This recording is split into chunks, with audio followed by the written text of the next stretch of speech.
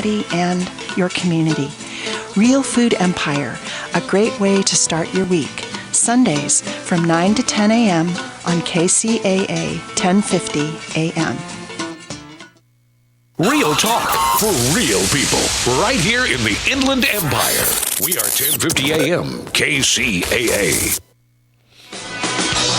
So welcome back to Two Sides with Erin and Tobin. And I have to say, I've been on KCAA for 3 years as co-host of the morning show, and I just love the KCAA family so much that I plugged Live with Erin and Kelly, which is an entertainment show that's on Thursdays at 11 a.m. Should check it out. It's lots of fun. So back to the politics. There's another tax initiative on the ballot, Prop 38. Tell us about that, Tobin. Prop 38 finds its beginnings with the California PTA, the Parent Teacher Association, and a woman by the name of Molly Munger.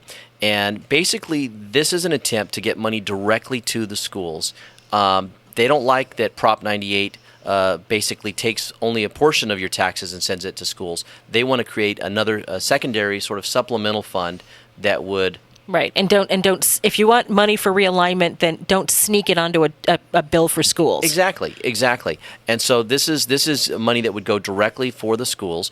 And in fact, of the tax measures, this one raises a lot more money, but it's also one that shares the pain a lot more. The governor's tax initiative primarily gets its money from the wealthy. The rich, quote unquote. And let's be honest here. I don't want to, they say it's the rich, people making $250,000 a year or more, and people go, oh, that's a lot of money. They should be able to give more. Except often those people are small business owners. And so with that $250,000 a year comes the cost of running their business, including payroll and payroll taxes and everything associated with running a business. And we don't want jobs to go away, so I think I have a problem with that. Yeah. Well, politically speaking, the governor's initiative, Prop 30, is an easier sell because you get people to vote to make somebody else pay the bill. Right? Yeah, people are good at that. Yeah. But so the Molly Munger bill, the PTA bill, which is Prop 38, basically raises taxes on everybody across the board, a smaller percentage on the people at the bottom end of the pay scale and a larger percentage on people at the top. But at every level of the income tax would go up a little bit.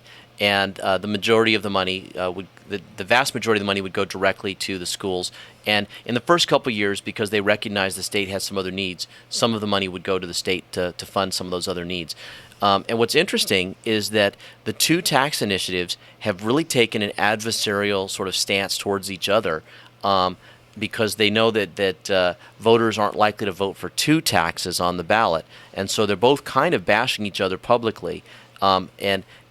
Right now the Prop 38, the PTA bill, is polling much worse than the governor's bill. Because they don't have the revenue to promote it. Yeah. I'm sure that's what it's about. Well, and that's part of it, but it's also because they're asking everybody to suffer. Everybody gets to pay a little bit, and so it's a harder sell. But, this in America's founding, they had no taxation without representation. Well, I'm kind of the point where no representation without taxation. I'm sick and tired of people telling others what they can do with their money. I know. If you're not willing to share in the pain, then you shouldn't be able to vote on what happens. Yeah. Well, and I agree with you 100%, and you will never hear that argument from either of the two campaigns that are pushing these taxes. What I would love to hear them say for Prop 38 is to say, look, this is about all of us getting together to support our schools, and it's also about creating a stable economy for our state. That this is a much more stable way of funding schools than the governor's way, which is based primarily on the wealthy. And as I said before, the income of the wealthy goes up and down, up and down. It's like playing the numbers at the casino, right. You might as well go to San Manuel. Thank you. Which, by the way, I suspect that they'll be the next one the state goes after to fund our schools. Right? Oh yeah, because what are agreements with Indian nations mean? I mean, our nation has a long history of screwing the Native American. Well, and they see the money that's there. Yeah, but holy cow, they lived in abject poverty before those casinos went in. And are they making money? Yeah, and God bless them. And they have been so generous with our communities since they've found this new wealth through their casinos. They have funded so many wonderful projects in our community. They have. And instead of just letting them do that naturally, the state, I suspect, if things continue to get worse, will go after them. I hope not. I hope not, too. I hope not. I mean, Yeah, I hope not. It would be bad if we had casinos dotting everywhere, because that's one way of going after them is taking away their rights to have casinos. But another thing is to try to tax them more. And how does that? Aside from being greedy, I'm not going to manage my house. I'm going to come steal what you have. It just. I'm sorry. I can go on and on about this. It just bothers me so much. They have figured out a way to improve their lot in life. They're generous with their money. They're good neighbors. Leave them alone. I agree. Now, Prop 30 and Prop 38 present an interesting choice for voters in November. There's a variety of scenarios that could happen. Both tax measures could fail, and I've heard political analysis that says when you have two on the ballot that people actually get frustrated by having more than one, and they'll vote no on both of them, and so they could both fail. You could have one pass and the other fail, or you could have both of them pass. Oh, now, God. What happens if they both pass? Well, then we get hosed. Well, we would get hosed, but I tell you what would happen is that would actually get us closer to actually filling the state's budget hole. No, it won't, because the state legislature will look at that woohoo windfall and spend more money. Well, I agree with you there, but I'm just telling you what I think the left is going to be arguing is that the budget hole's gotten so deep that we should vote for both of them.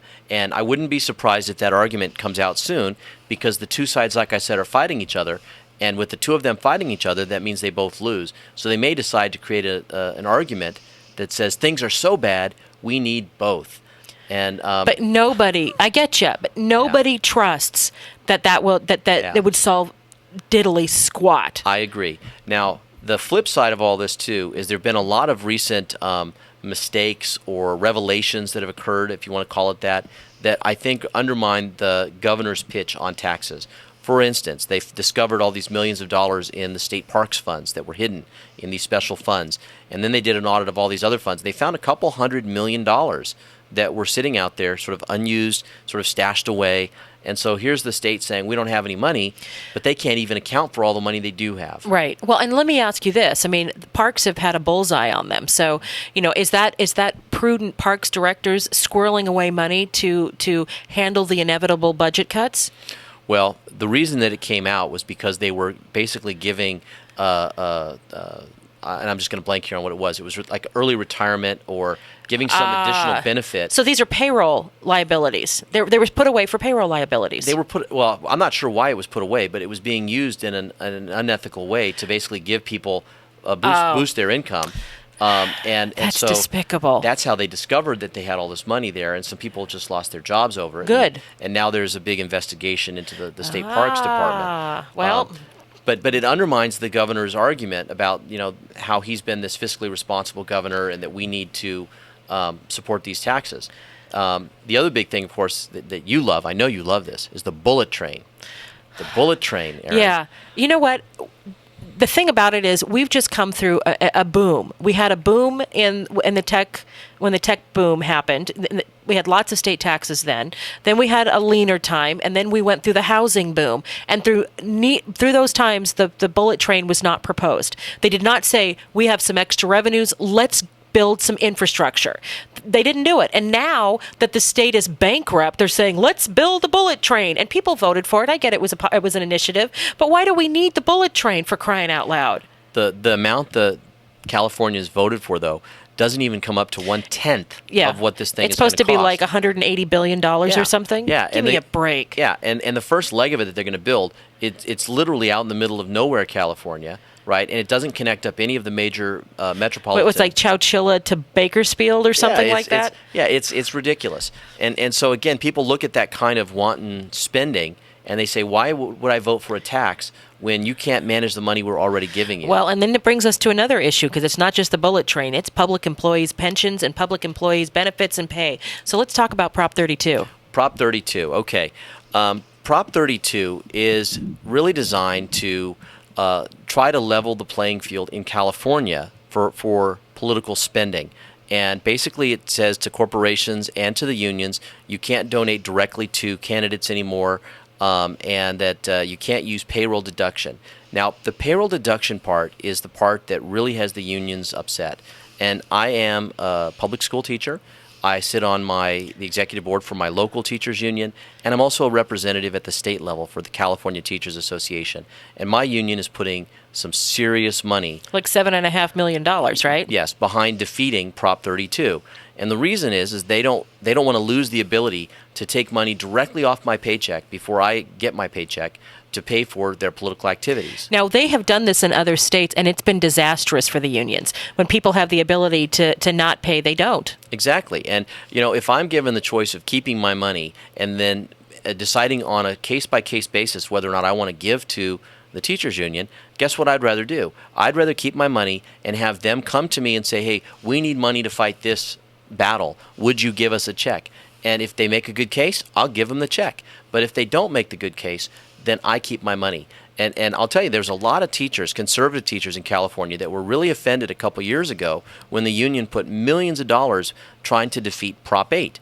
Which had nothing to do with the classroom. Nothing to do with education or with what we do in our jobs.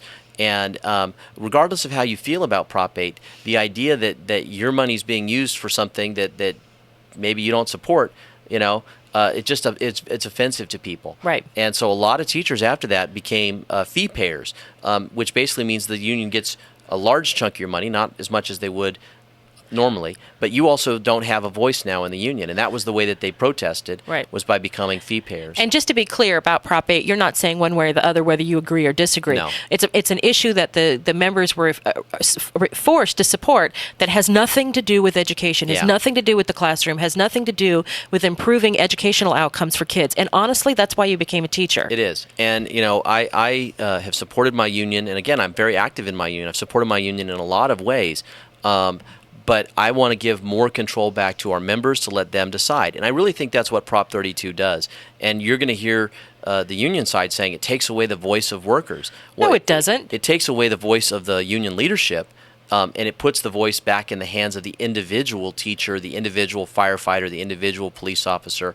And that's what's important to me. And it changes the way that we have to interact with the elected officials.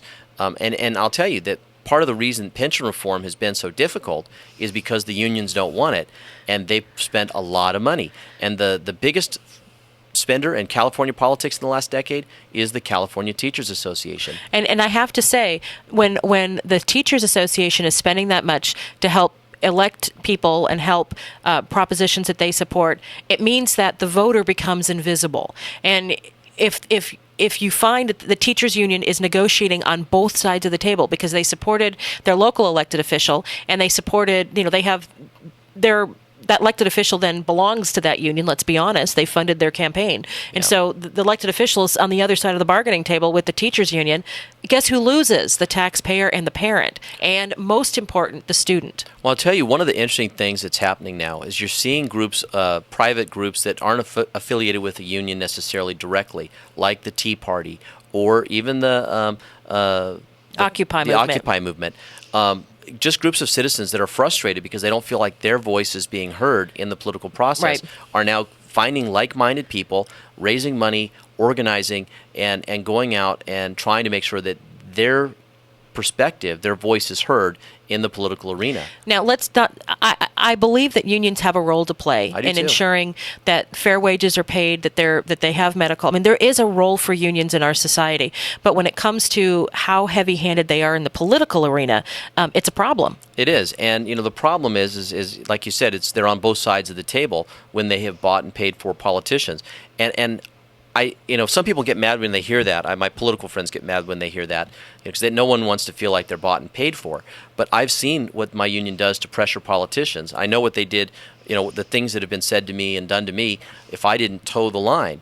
And it's frustrating. Right. It's very, very frustrating. So if you don't think that's happening, you're being naive. Yeah, I think so. I would suggest or tell a story that when a local politician went out and endorsed candidates on his own, against what the union wanted to endorse. The union then pulled their endorsement from him because he was using his own judgment in endorsing candidates because he didn't endorse the people they wanted.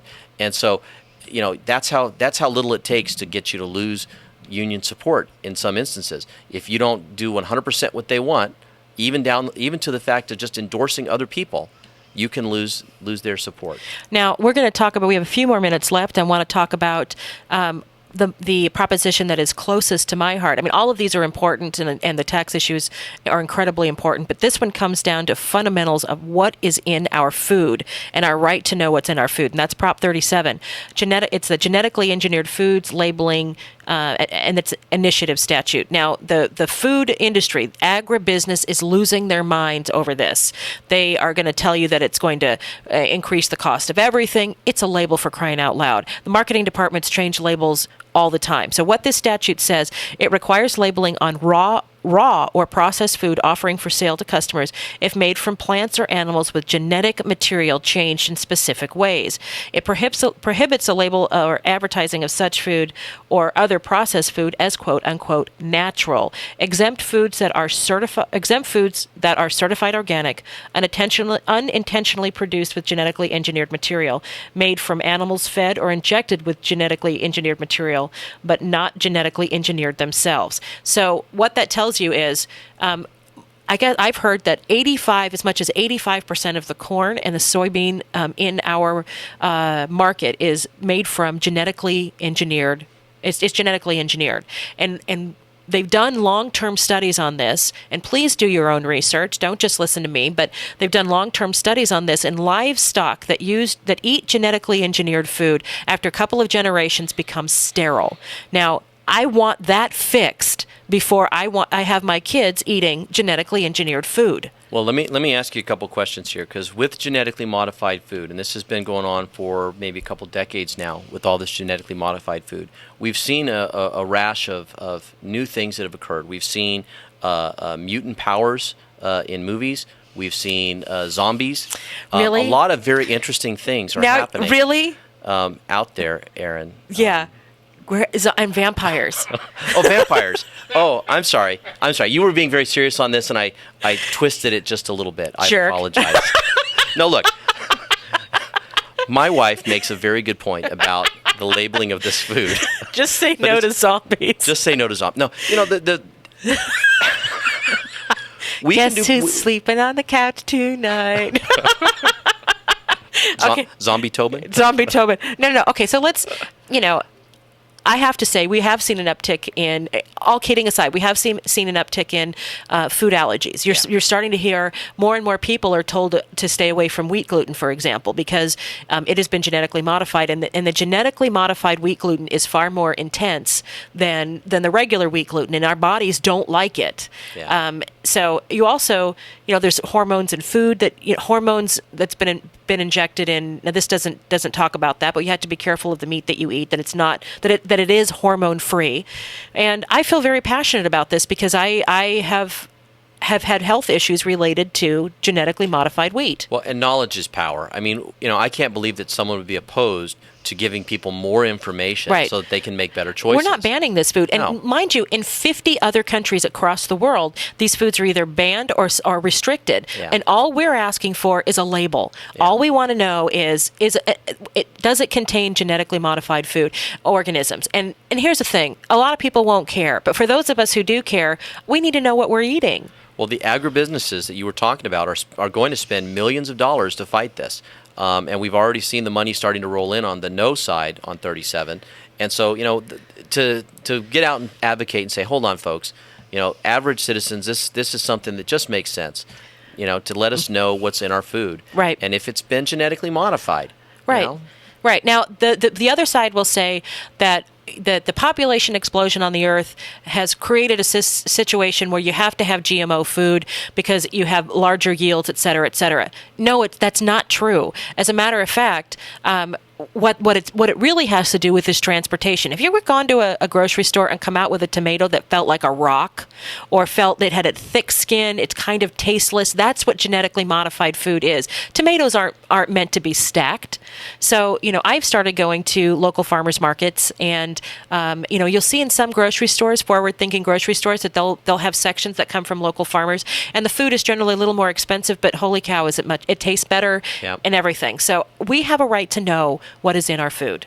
I agree, and at some point we should actually be listing for folks where they can go for some of these local farmers markets. Well, and Real Food Empire with Stephanie Georgieff is a show here on Sunday mornings at 9 a.m. She talks about that. And also on the morning show on Mondays and at the 9:30 hour, 9:40 or 9:40, we have Stephanie Georgieff on the morning show talking about farmers markets, certified farmers markets. And we'll post a link on our website here for the Two Sides with Tobin and Erin, or Erin and Tobin show, and also on their KCAA radio Facebook page. I like it when you give me top billing. Would you stop? No, it's, it feeds that little place in my heart, that little ego. Little ego. Little ego. So we have actually time to talk about one more proposition.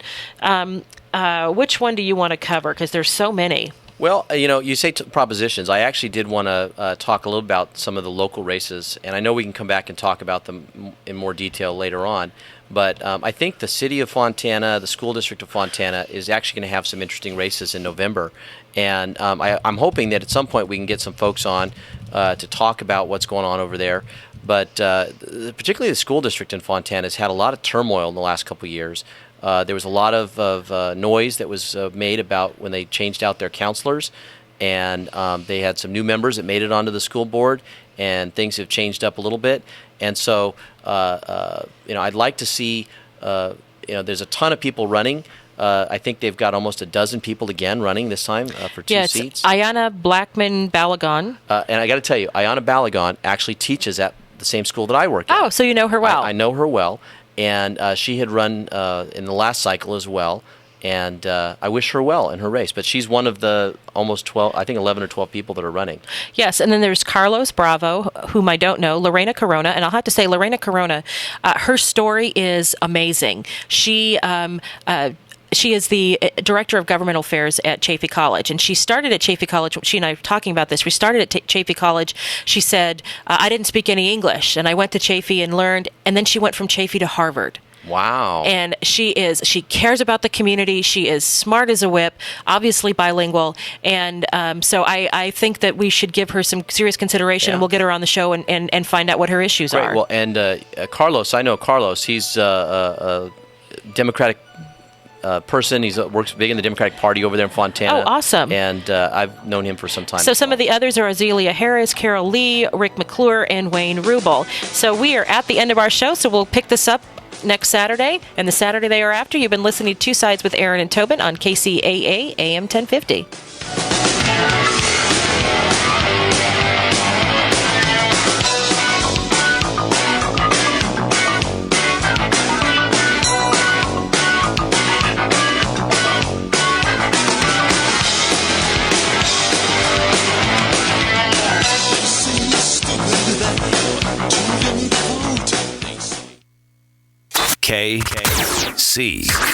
KCAA.